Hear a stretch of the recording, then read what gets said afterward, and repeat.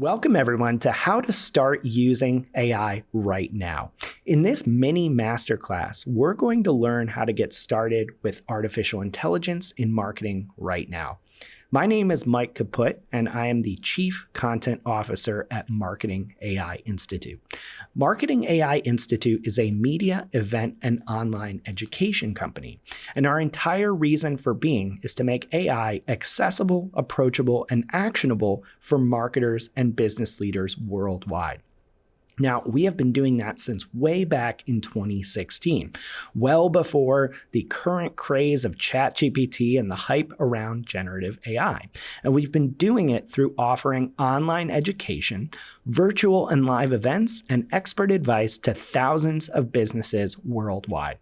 Now, in my role as Chief Content Officer, I am daily experimenting with and deploying AI tools to help me do my work in ways that are much better and much more productive than I ever thought possible. And today I'm going to show you how to start doing the same. But look, I know AI can be really, really overwhelming. Tons of marketers, just like us, have no idea what to think about AI or where to even begin with it. Actually, to that end, I want to do a quick experiment. Go ahead and drop an emoji or a comment into the chat about how you're feeling about artificial intelligence. Okay, like I suspected, plenty of people are feeling a little bit of uncertainty or confusion as it relates to AI, and that's okay. Our agenda today is going to demystify this whole topic, and it's going to, dare I say, make it even easy and fun for you to get started with artificial intelligence. First, we're going to talk about the mindset that you need to win with AI. Then we're going to talk about how you can find AI use cases no matter what you do as a marketer. And last but certainly not least, I'm going to give you some actionable advice on how to vet AI vendors as you're looking to apply the technology to your own work. So the reason this masterclass is so important is because all of us struggle with the exact same problem when it comes to artificial intelligence. As a marketer, you might just feel like the hype around AI is too overwhelming. We hear AI is going to take our job, transform our work, maybe take over the world. This is enough to make anyone's head spin. In fact, you might even know that you really need to get a handle on this transformative technology. You hear all this stuff about being able to 10x your output with artificial intelligence, 10xing the blog posts you're writing, the social media posts you're publishing, the emails you're writing, the landing pages. Marketers have a ton of FOMO and fear when it comes to AI. With all this overwhelm and confusion, people are also really worried they're going to get left behind if they don't act soon enough, but they don't know where to start. Now, here's the good news. Everyone has felt this way at some point. Everyone has felt overwhelmed trying to grasp the power and potential of artificial intelligence. And with the right guidance, we can cut through the hype, the noise, and the clutter to get started easily and quickly with AI right now. So let's learn how. So before we dive into tactics and frameworks, it's important to get a winning AI mindset. So much of getting started with AI is just simply getting in the right headspace to approach it. Getting in that headspace means understanding a simple but valuable fact. You are not behind when it comes to artificial intelligence. Make no mistake, AI has developed really, really quickly in the last 12 months. It's getting more powerful than anyone anticipated. And in the process, it's developing the potential to disrupt lots of areas of marketing and business. However, the vast majority of marketers, creators, and business people are absolute beginners when it comes to AI.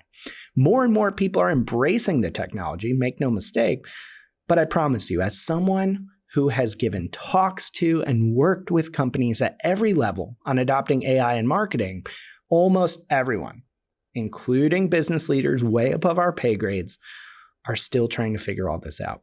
You are not behind. As one proof point, take a look at this chart. This is data from a report we just released called the 2023 State of Marketing AI Report. And in it, we surveyed over 900 marketers on how they understand and use artificial intelligence. In one question, we asked, which stage of AI transformation are you at?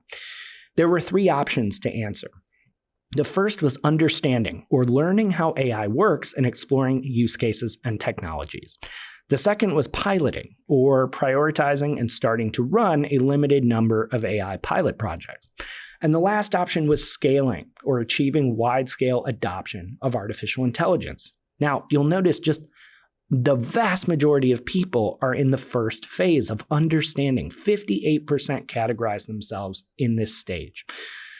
The rest of them, at 35%, are largely in the piloting phase. You'll notice that barely any are in the scaling phase at 7% of all respondents. If you are just starting to learn about AI or just starting to prioritize AI pilot projects, you're among 93% of other marketers out there.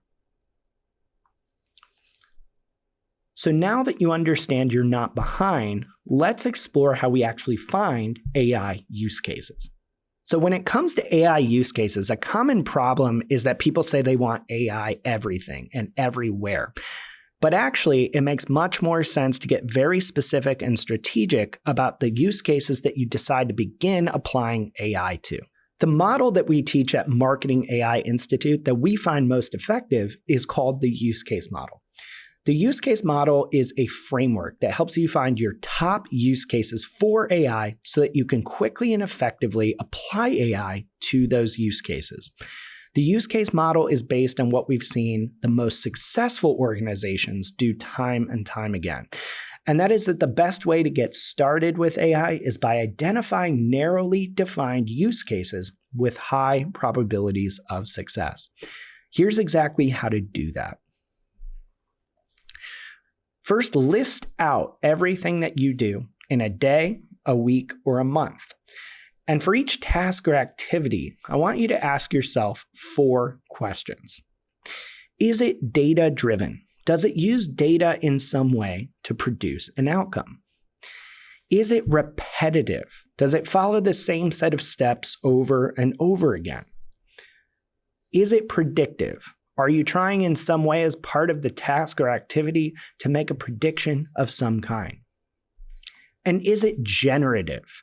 Are you trying to generate some type of writing, imagery, audio, video, or code?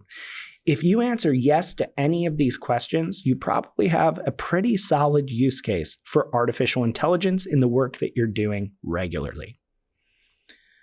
So one helpful way to think through this exercise is what I call the job description method. If you're struggling to brainstorm use cases or just want more ideas, just pull out your job description. Your job description likely has a bunch of bullets about what you're expected to do in a role in order to succeed.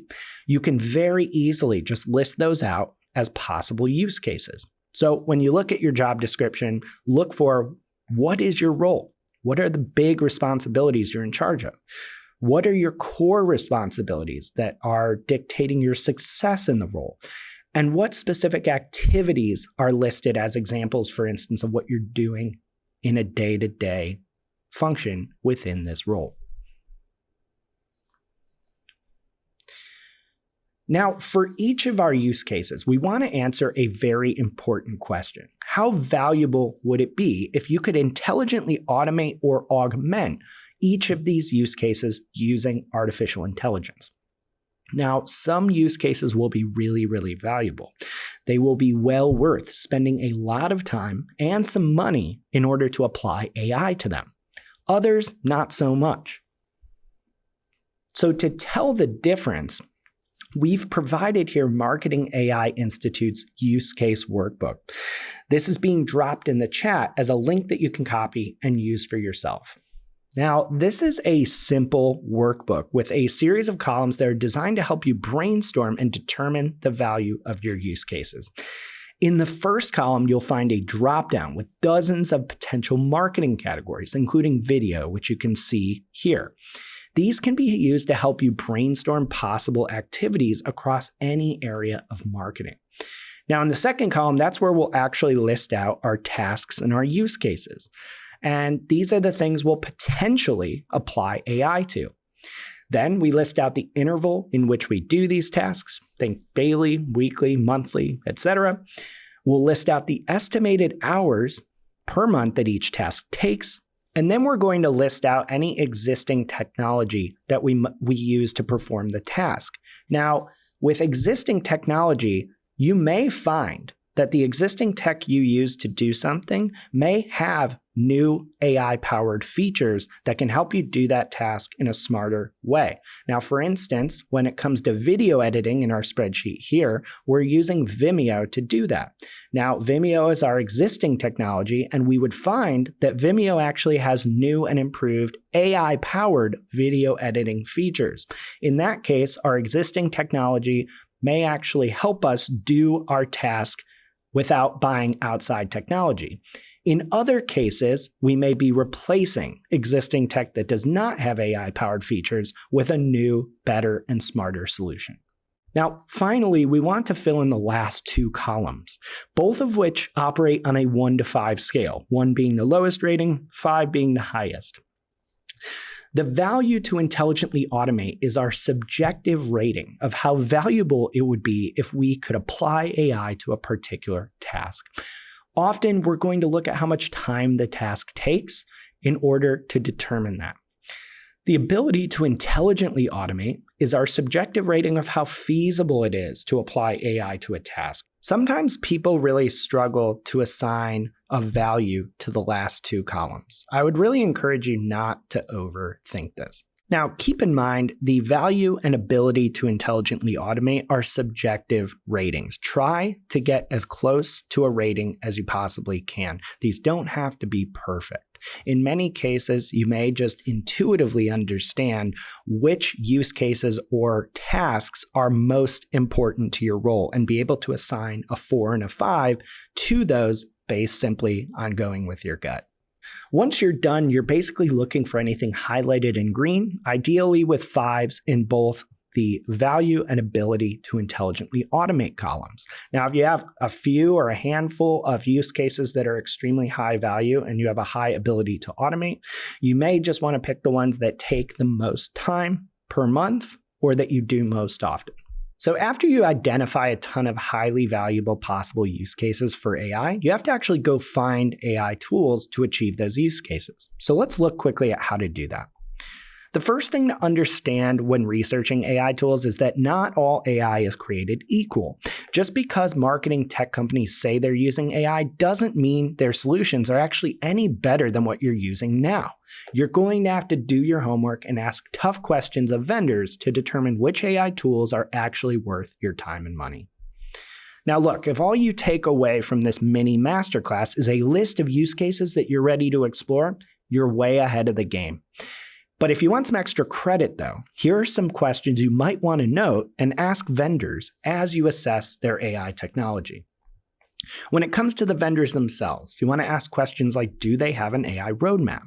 What's their position on ethics and AI? So you want companies that have strong positions on things like privacy, data integrity, or how their technology is trained. And how do they help with security and compliance, and what policies do they have around that? When it comes to their technology, you want to ask about how they're using AI in their products, what the use cases are for their solutions, and if there are any minimum data requirements. Now, about your team, you want to ask yourself and the vendor things like, what kind of in-house skills do we need to get value out of the technology? Does the vendor offer any type of training? And what does onboarding actually look like in order to go from buying the tool to getting value out of it? So once you've determined your use cases in the way that we just walked through, things start to look a lot different when it comes to AI. There's a lot less confusion, there's a lot less fear, and a lot less overwhelm.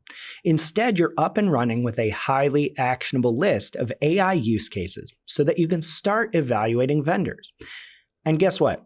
You're not just not behind. You're way ahead of the pack because very few of your colleagues and leaders have taken the time to strategically evaluate AI use cases like you have. Thank you all so much for your time and attention. I really appreciate it. Please visit us at marketingaiinstitute.com, and please feel free to follow me and connect with me on LinkedIn at the link displayed here. I hope you enjoy the rest of our programming and the rest of your day.